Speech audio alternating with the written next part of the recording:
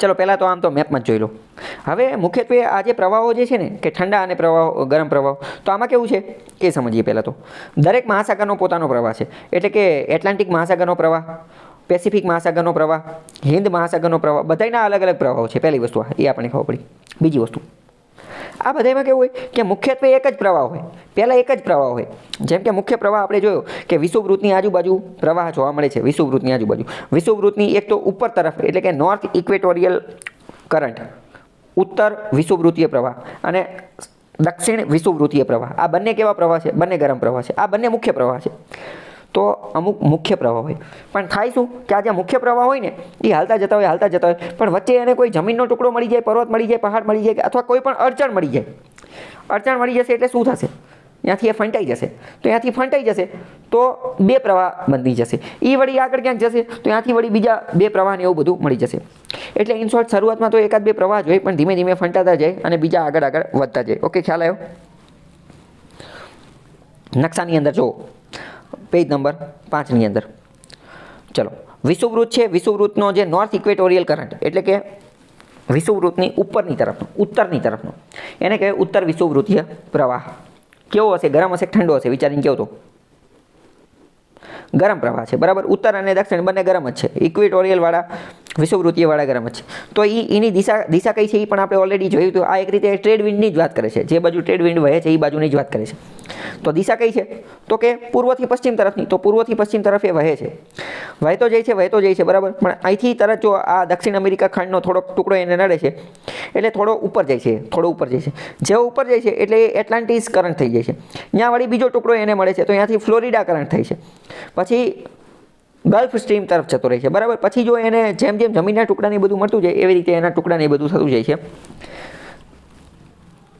એક મિનિટ. ચલો, તો કે ઉત્તર વિષુવવૃત્તીય પ્રવાહ, તો કે આ ગરમ પ્રવાહ છે. શરૂઆતમાં પૂર્વથી પશ્ચિમ વહે છે. આપણે ઓલરેડી જોયું ટ્રેડ વિન્ડ જે બાજુ વહે એ બે એક હારે જ વહે છે. કારણ કે ટ્રેડ વિન્ડની ગતિ જે છે એ પવનની ગતિ, એના આધારે તો આને ગતિ મળે છે. તો પૂર્વથી પશ્ચિમ વહે છે. વિધાનવાળા વાક્યમાં પૂછાઈ જશે. ફ્લોરિડા નજીક જે છે આ પ્રવાહ ફંટાઈ જાય છે. એક ફ્લોરિડા નજીક એક ભાગ ક્યાં જાય? ઉત્તર પૂર્વ દિશામાં આગળ વધે છે. અહીં તે મેક્સિકોના અખાતમાં જતો રહે છે અને એને ગલ્ફ સ્ટ્રીમ કહેવામાં આવે છે.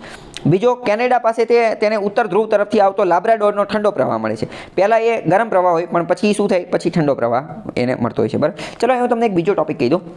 સૌથી વધુ માછલીને એ બધું ક્યાં જોવા મળશે? તો કે જ્યાં ઠંડો અને ગરમ બંને પ્રવાહ મળતા હશે ત્યાં. જ્યાં ઠંડો અને ગરમ બંને પ્રવાહ મળતા હશે ત્યાં. કેમ? તમે વિચારો. કારણ કે અત્યંત ઠંડી પણ નહીં સારી. આપણે એક અતિ સર્વત્ર વર્જી હતી કે અતિનો હંમેશા ત્યાગ કરવો જોઈએ. તો એકદમ ગરમ પાણી હશે તો એ નહીં સારું, એકદમ ઠંડુ પાણી હશે એ નહીં સારું. પણ જ્યારે ગરમ અને ઠંડુ બે પાણી ભેગું થશે તો એ મધ્યમ પાણી હશે, બરાબર. એટલે પ્રશ્ન વિધાનવાળા વાક્યમાં વારંવાર પૂછાતા હોય છે. મત્સ્યપાલન સૌથી વધુ માછલી ક્યાં મળે? બે ભેગા થતા હોય અહીંયા. એ ટીક કરજો. ઓકે. પછી આગળ જતાં એ આઇસલેન્ડમાં બીજી અલગ અલગ જગ્યાએ કટ થઈ જાય છે, બરાબર.